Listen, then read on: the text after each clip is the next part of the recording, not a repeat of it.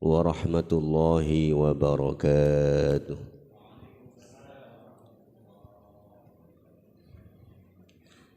Bismillahirrahmanirrahim. Alhamdulillah wassalatu wassalamu ala Rasulillah Sayyidina wa maulana Muhammadin ibni Abdillah wa ala alihi wa sahbihi wa man walah. Wala hawla wala quwwata illa billah. Ala man nawana wa ala man nawa salafuna salihun wa ala man nawa jami' muhibbur rasul sallallahu alaihi wasallam wa ala man nawa sahib hadzal kitab al-madrus Syekh Abu Abdullah Imam al-Bukhari jami' al-muhaddithin wa rijal isnadihim jami' al-aqtab al-mashhurin min anjil mawtad bi barakatil Fatihah. Bismillahirrahmanirrahim. Alhamdulillah rabbil alamin. Ar-Rahmanir Rahim. Maliki yaumiddin. Iyyaka na'budu wa iyyaka nasta'in. Ihdinas shiratal mustaqim. Shiratal ladzina an'amta 'alaihim ghairil maghdubi 'alaihim waladdallin. Amin. Bismillahirrahmanirrahim.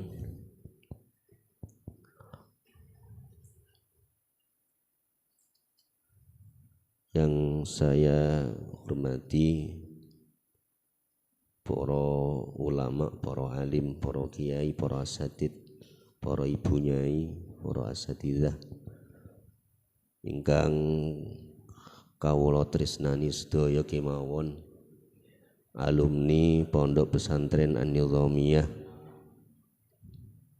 ingkang saged hadir wonten majelis menika dalam rangka kegiatan rutin pembacaan Sahih Bukhari. Alhamdulillah wa syukurillah, pada pagi hari ini kita ditakdirkan oleh Allah untuk dapat bertemu kembali dalam kegiatan rutin ini yang menjadi kegiatan bulanan kita, yang kebetulan pada bulan Desember ini diundur di minggu keempat. Biasanya minggu ketiga. Keranten kemarin pengurus juga termasuk keluarga besar An-Nizamiyah mengadakan ziarah setunggal bis datang wali. Jadi mangkane akhirnya dipun undur kegiatan Sahih Bukhari. Jadi bulan ke depan insyaallah kembali lagi kados biasane minggu ketiga ngoten. Para rawuh hadirin hadirat rahimakumullah, pertemuan yang lalu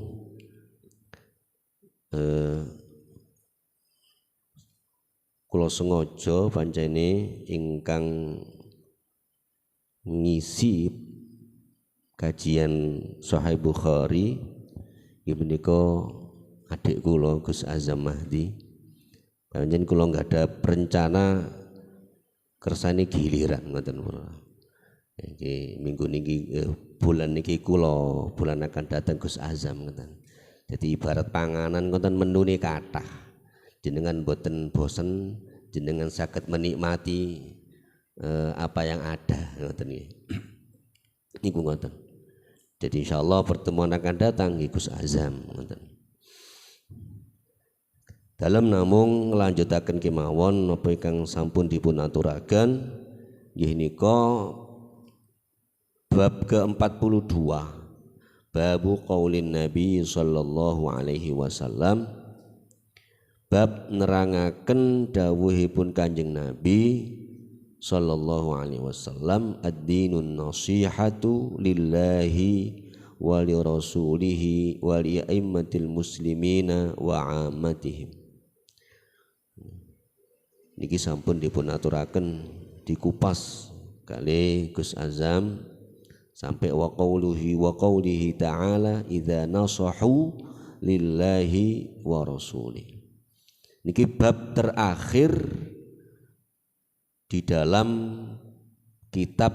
Kitabul Iman. Niki bab sing dados bahasan kula panjenengan niki bab terakhir di dalam Kitabul Iman.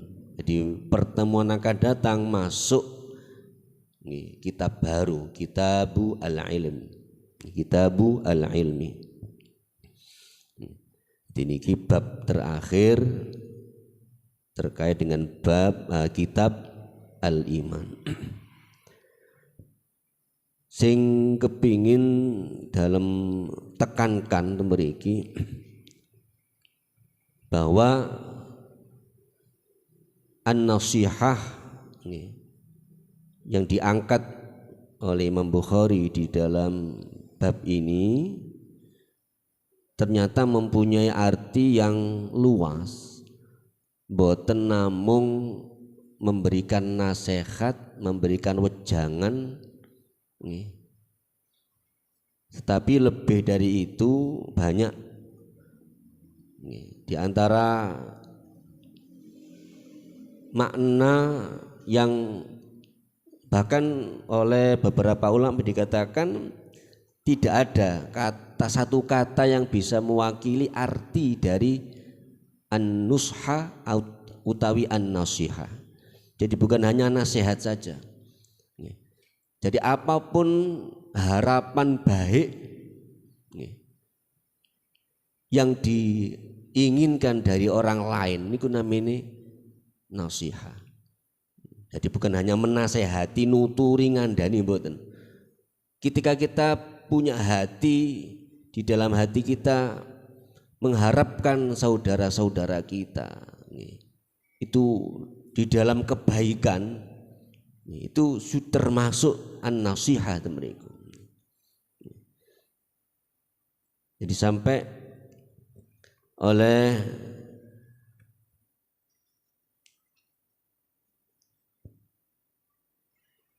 Al-Imam Ibnu Hajar Al-Asqalani dalam kitab beliau ini disebutkan bahwa nasihat adalah kalimat yang jami'ah, yang menyeluruh, yang kompleks. Jadi ya bisa diwakili oleh satu kata saja. Di antaranya dengan kita memberikan nasihat atau mengambil nasihat, itu juga bagian dari harapan kebaikan. Harapan kebaikan untuk semua umat manusia, terutama orang-orang Islam. Itu yang ingin saya tekankan. Jadi an-nasihah, bagaimana kita mengerti, memahami mana an-nasihah yang bukan hanya. Jadi saya ingin menyampaikan bahwa an-nasihah bukan hanya memberikan nasihat, begitu maksud saya. Terkadang dengan kita bersikap baik kepada orang lain, kemudian membantu orang-orang yang membutuhkan, itu juga semua bagian dari nasihat gitu. Jadi bukan hanya nuturi, maksud saya gitu. Jadi an-nasihah itu bukan hanya terbatas hanya nuturi saja, tapi lebih luas daripada itu. Manten.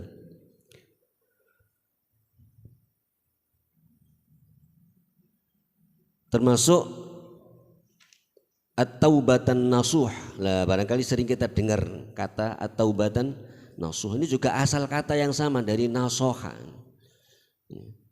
Ternyata secara bahasa an-nasuh dikatakan, kenapa dikatakan at-taubatan nasuh? Karena nasoha juga punya arti ndondomi barang sing suwek. Jadi ndondomi barang sing suwek. Ka'anna dzamba yumazziquddin. Seakan-akan dosa, ketika kita melakukan dosa itu seperti halnya kita merobek agama kita, merusak agama kita. Maka cara menyulam dondomi ini ya dengan melakukan taubat itu, sehingga tidak sampai rusak agama kita.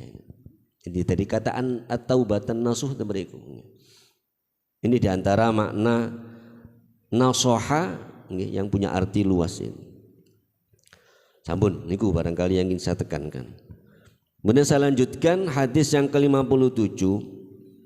Haddatsana Musaddadun qala haddatsana Yahya an Ismail qala haddatsani Qais bin Abi Hazim an Jarir bin Abdillah qala bay'atu Rasulullah sallallahu alaihi wasallam ala iqamis salati wa ita'iz zakati wan nushi likulli muslimin. Haddatsana telah menyampaikan hadis kepada kami Imam Al-Bukhari, yaitu guru beliau Musaddad. Beliau mendapatkan hadis dari Yahya an Ismail, dari Ismail. Syekh Ismail mendapatkan hadis dari Qais ibn Abi Hazim. Kemudian Qais ibn Abi Hazim menerima hadis dari Jarir ibn Abdillah. Jadi ada 5 perawi dari hadis ini, di mana dari 5 perawi ini 4 perawi selain Musaddad adalah orang-orang Kufiyun. Jadi asal atau berasal dari kota Kufah. Kemudian dari 4 tadi 3 orang itu satu marga, yaitu Ismail, Qais ibni Abi Hazim, dan sahabat Jarir ibni Abdillah. Ini satu marga. Jadi kalau nebot lepat marga ini Al-Bujali, dari marga Bujali. Kemudian dari perawi ini sahabat, dari golongan sahabat ada satu orang yaitu Jarir ibni Abdillah. Kemudian yang menerima selanjutnya Qais adalah tabi'in, kemudian Ismail juga tabi'in. Jadi Yahya tabi'ut tabi'in.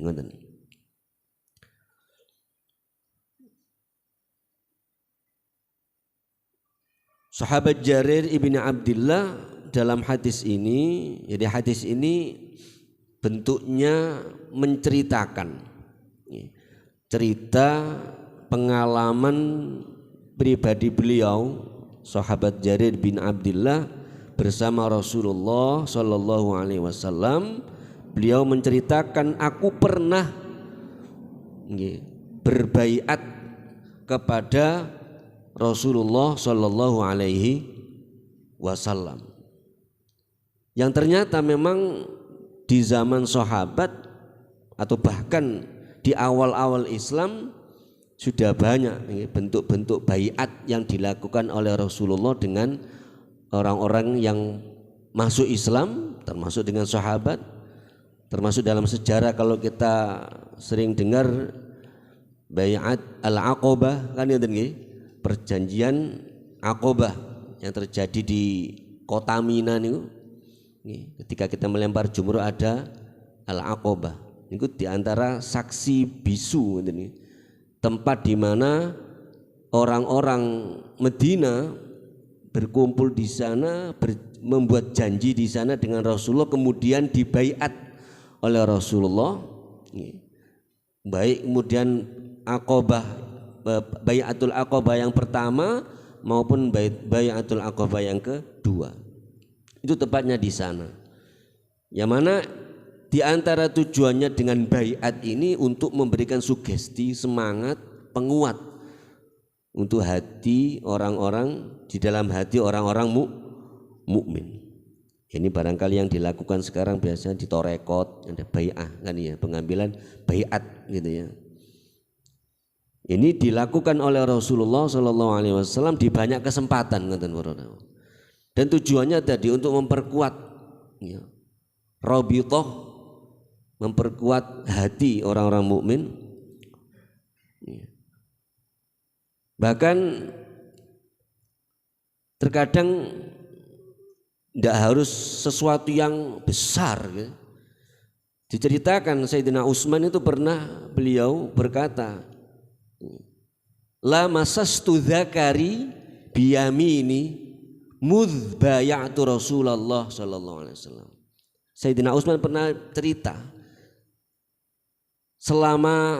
sejak aku berbaiat kepada Rasulullah, aku tidak pernah lagi menyentuh kemaluanku dengan tangan kanan.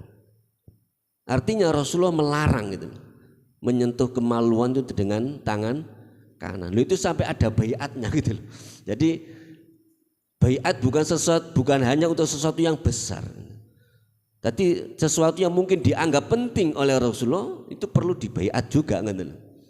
Ya buktinya tadi sahabat Utsman cerita seperti demikian. Jadi beliau pernah baiat kepada Rasulullah itu ojo sampai jempok nopo kemaluan dengan tangan kanan. Cerita sahabat Utsman bin Affan. Ini jadi banyak sekali ini kisah-kisah, termasuk sahabat Abu Bakar mungkin nanti serius. Beliau pernah baiat kepada Rasulullah untuk tidak mudah minta tolong kepada orang, jaga orang, itu baiat sahabat Abu Bakar itu. Jadi hal-hal yang kelihatannya ringan pun oleh Rasulullah juga dibaiat. Niki kalau kita melacak dari sejarah bagaimana Rasulullah membaiat para sahabat. Nah termasuk ini sahabat Jarir bin Abdullah, yang mana beliau ini masuk Islam di tahun ke-10. Jadi termasuk rodo akhir. Sahabat Jarir masuk Islam ini tahun ke-10.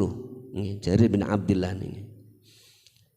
Jadi beliau menceritakan, aku pernah berbaiat kepada Rasulullah ala iqamis sholati, untuk menegakkan sholat, wa itaiz zakati, dan menunaikan zakat, wan nushi likulli muslimin, juga memberikan nasihat, juga memberikan teladan kepada umat, kepada setiap muslim. Nah ternyata hadis ini juga ada riwayat lain dengan jalur yang berbeda dari Asy-Sya'bi.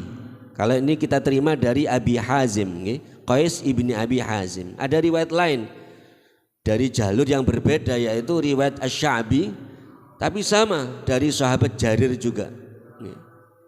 Jadi versinya Asy-Sya'bi, beliau mengatakan, sahabat Jarir cerita, bay'atu Rasulullah sallallahu alaihi wasallam ala sam'i wa ta'ah. Kalau di sini langsung ala iqamis shalah wa itaiz zakah. Jadi versi lain enggak, ala as-sam'i wa ta'ah.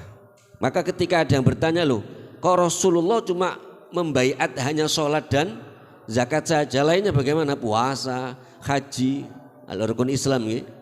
Ya ternyata para ulama mengatakan yaitu masuk dalam bay'atu Rasulullah ala sam'i wa ta'ah, itu riwayat yang berbeda tadi. Jadi lebih umum maksudnya. Semua kewajiban-kewajiban seorang muslim masuk ke sana, ngeten nggih. Nah, ngeten.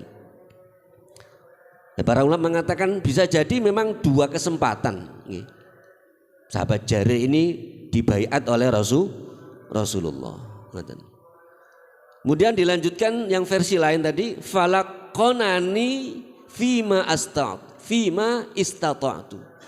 Jadi Rasulullah ketika baiat itu juga mentalkin, laqonani, mentalkin fima istata'tu. Jadi baiat ini berlaku sampai semampu kita, mengikat tapi napa namanya ngeten.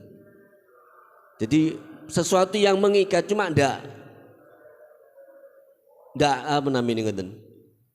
Ndak napa ndak. Mengikat tapi ndak napa namanya nggih. Luwes gitu loh. Jadi ketika kita memang semampunya segitu nggih pun fima istata'tu. Jadi misalnya dengan baiat tadi kita tidak melakukan hal-hal yang kita baiati ternyata memang di luar kemampuan kita, ya tidak berdosa kan maksudnya. Ya, tidak berdosa. Ya mungkin masuk kategori ayat di akhir surat Baqarah ini, Rabbana la tu'akhidna in nasina au akhtana, ketika kita lupa dalam kondisi tidak sadar atau kondisi tidak mampu memang. Maka la tu'akhidna, jangan engkau catat sebagai sebuah dosa ya Allah. Dan itu menurut riwayat Allah menjawab na'am, ya, diijabah oleh Allah walaupun bentuknya doa, tapi untuk umat Muhammad SAW diijabah ya. Jadi ketika umat Kanjeng Nabi Muhammad ini melakukan dosa karena lupa atau di luar kesadaran, itu semua diampuni oleh Allah, tidak dianggap dosa. Ngaten. Bun, niku.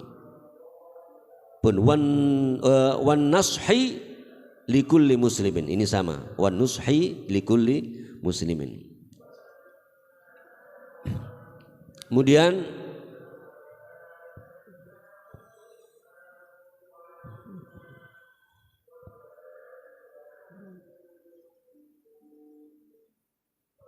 ya kita lanjutkan hadis yang ke-58. Haddatsana Abu Nu'man qala haddatsana Abu Awanah an Ziyad bin Ilaqah qala sami'tu Jarir bin Abdullah yaqul yauma matal Mughirah bin Syu'bah qama fahamidallaha wa athna alaihi wa qala alaikum bittiqaillahi wahdahu la syarika lahu wal wiqari was sakinati hatta ya'tiyakum amirun fa innama ya'tikumul ana thumma qala ista'fu li amirikum fa innahu kana yuhibbul afwa thumma qala amma ba'd fa inni ataitun nabiyya sallallahu alaihi wasallam qultu ubayi'uka 'alal islami fasharata 'alayya wan nushi likulli muslimin fabaya'tuhu 'ala hadha wa rabbi hadzal masjidi inni lanasihun lakum thumma astaghfara wa nazala. Hadis yang ke-58 sama, rawi a'la, perawi tertingginya sama, yaitu sahabat Jarir, sahabat Jarir ibni Abdillah sama. Beliau menceritakan, jadi hadis 5758 sama, jadi versi cerita pengalaman beliau mengenai baiat beliau dengan Rasulullah Shallallahu Alaihi Wasallam. Kemudian beliau cerita bahwa di saat meninggalnya sahabat Al-Mughirah ibnu Syu'bah, seorang sahabat yang bernama Mughirah ibnu Syu'bah, yang saat itu beliau ditunjuk oleh sahabat Umayyah untuk menjadi gubernur di Kufah. Mughirah ibnu Syu'bah ini. Jadi beliau Al-Mughirah bin Syu'bah adalah gubernur di Kufah. Kemudian ternyata meninggal dunia. Lah, pada hari itulah sahabat Jarir bin Abdillah meluncur menuju ke Kufah, yang mana beliau ditunjuk untuk melanjutkan tugas sahabat Mughirah bin Syu'bah sebagai gubernur di Kufah. Maka di sini qoma dan mriki dalam rangka khutbah pidato untuk dilantik, barangkali ngoten nggih. Dilantik sebagai gubernur Kufah. Jadi beliau berbicara di depan masyarakat Kufah saat itu. Fahamidallaha, kemudian sahabat Jarir ini cerita, fahamidallaha, di awal khutbah, di awal pidato, tahmid kepada Allah, wa athna alai, memuji kepada Allah.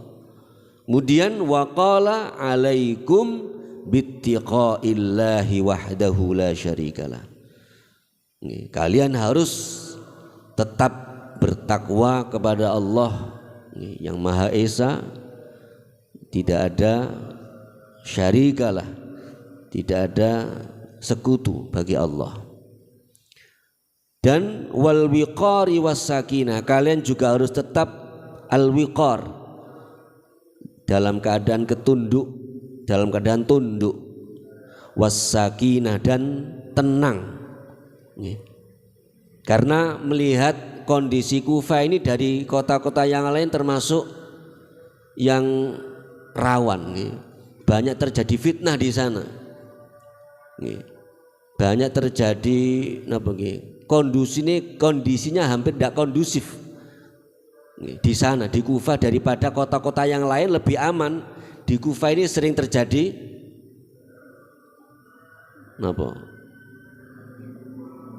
konflik, terjadi konflik. Jadi makanya pesan sahabat Jarir bin Abdillah langsung alaikum bittiqaillahi wal wiqari was sakinah. Pesan. Jadi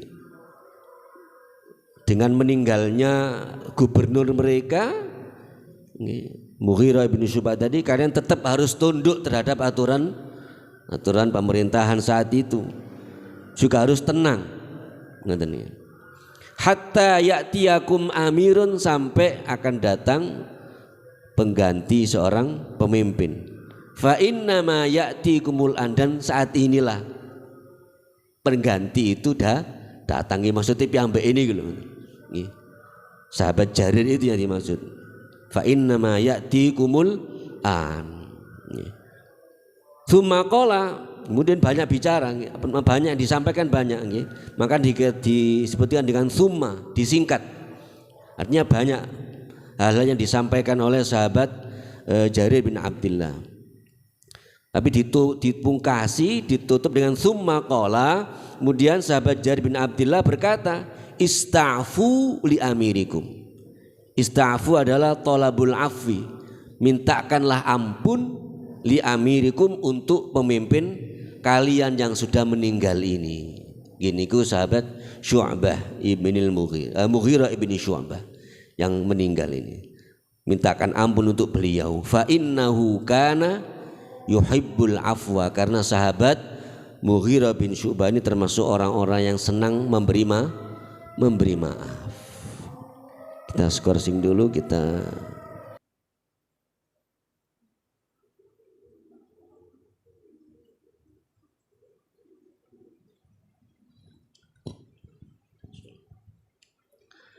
kita lanjutkan. Ista'fu li amirikum fa innahu kana yuhibbul afwa. Jadi mintakan ampun, istighfar, mohonkan ampun untuk pemimpin kalian yang meninggal, Al-Mughirah ibnu Syu'bah, sahabat ini, karena beliau di masa hidupnya juga sering memaafkan, memberikan kemudahan kepada masyarakatnya.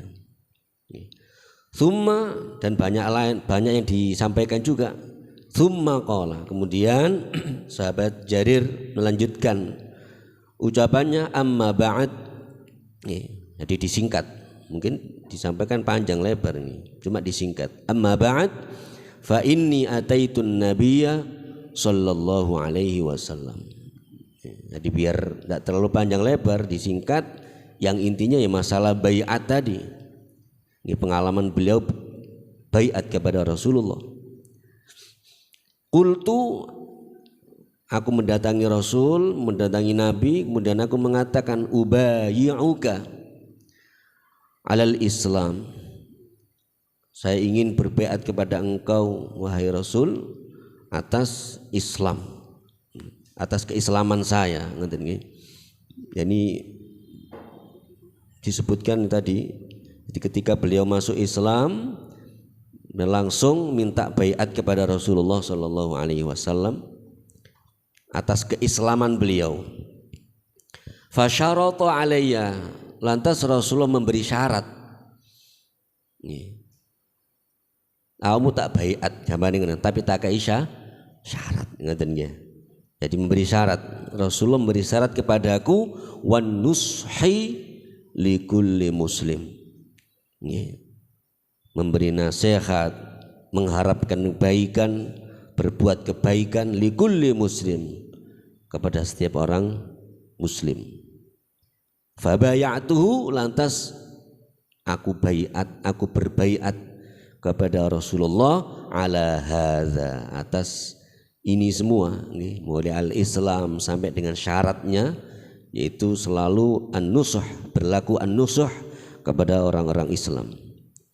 Wa rabbi hadzal masjid, ya beliau ini sumpah demi Tuhan masjid ini. Di riwayat lain wa rabbil Ka'bah, di riwayat lain. Jadi makanya para muhaddisin ceritakan bisa jadi lokasi ini di masjid Kufah sana, di masjid Kufah, dan banyak Rabbi hadzal masjid, Tuhan masjid ini.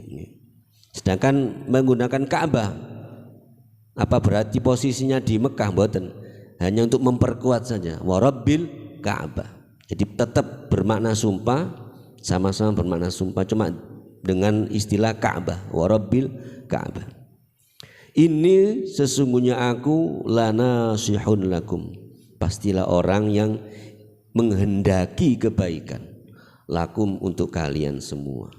Summa, kemudian beliau istighfar, membacakan istighfar, mengucapkan istighfar, wa nazala, lantas turun dari mimbarnya. Jadi ini hadis menceritakan pengalaman beliau ketika baiat dengan Rasulullah. Kemudian hadis ini pengalaman beliau ketika ditunjuk untuk melanjutkan tugas gubernur di Kufah setelah meninggalnya Al-Mughirah bin Syu'bah. Nah, barangkali perlu kita sampaikan di sini bahwa an-nasihah, jadi an-nasihatu lillah. Bagaimana yang dimaksud dengan an-nasihah lillah? Kalau kemarin Gus Azam bahwa lam di sini bermakna tolab, meminta, memohon, kan gitu nih. Di lam lillah di sini punya arti apa? At-tolab, meminta nasihat. Jadi di sini dijelaskan di dalam semua kitab hampir sama. Jadi fan-nasihatu lillah adalah wasfuhu bima huwa ahlu, mensifati Allah dengan sifat-sifat yang layak, yang pantas untuk Allah. Wal khudu' lahu zahiran wa batinan, kemudian ada ketundukan hati kepada Allah zahir batinnya. War raghbatu fi mahabbihi bi fi'li ta'ati, kemudian ada semangat untuk selalu melakukan kebaikan-kebaikan, ketaatan kepada Allah. Warrahbah min masakhatihi bitarki ma'siyati, juga ada kekhawatiran untuk menjauhi dari larangan-larangan Allah. Wal jihad fi raddil 'asin ilai, juga termasuk an-nasihah lillah adalah ketika kita berupaya untuk menghalangi orang-orang yang akan berlaku maksiat kepada Allah. Ini juga bagian dari an-nasihah lillah. Kemudian an-nasihah li rasulih das pundi, yaitu dengan ta'zimuhu wa nasruhu, mengagungkan, memuliakan Rasulullah, menolong Rasulullah, membantu Rasulullah hayyan wa mayyitan, baik ketika beliau dalam keadaan ketika hidup di dunia maupun ketika meninggal. Wa ihya'u sunnati, dan menghidupkan sunnah beliau. Ini juga bagian dari an-nasihah li rasulih. Nasihah untuk Rasulullah, di menghidupkan sunnah beliau, wa bita'allumiha wa ta'limiha, dengan mengedukasi, menyampaikan tentang sunnah beliau, perintah beliau, larangan beliau. Ini semua termasuk an-nasihah li Rasulillah. Juga wal iktida bihi fi qawlihi wa af'alih, mengikuti semua ucapan dan perbuatan Rasul. Wa mahabbatihi wa mahabbati atba'ih, mencintai beliau, mencintai para pengikut beliau. Niki di antara makna an-nasihah li Rasulillah. Sedangkan nasihah li aimmatil muslimin bagaimana? Yaitu dengan i'anatuhum ala ma humilu al-qiyam bih, membantu meringankan kewajiban para pemimpin. Kalau kita artikan a'immah adalah orang pemimpin, pemimpin umat, pejabat termasuk, kita bantu mereka, i'anatuhum, termasuk bagian dari an-nasihah li a'immatil muslimin. Kemudian watambihuhum indal ghaflah, juga kita peringatkan mereka kalau memang dalam keadaan lupa, keliru, salah, ya kita peringatkan. Wasaddi khullatihim indal hafwah, menutup kekurangan yang barangkali memang itu diantara kekurangan beliau sebagai pejabat atau pemimpin umat Islam, ya kita tutupi. Wa jam'il kalimati alaihim, kita persatukan umat atau bangsa ini untuk mengikuti kebijakan atau perintah-perintah dari pemimpin. Waraddul qulubin nafirati ilaihim, juga mencoba untuk meredakan hati-hati orang yang barangkali tidak cocok dengan perintah atau ketentuan yang diberikan oleh pemerintah. Ya jelas selama ketentuan itu memang tidak bertentangan dengan agama, ini mesti. Selama manfaat, maslahat, ya kita dukung. Ini yang dimaksud, termasuk bagian dari napa?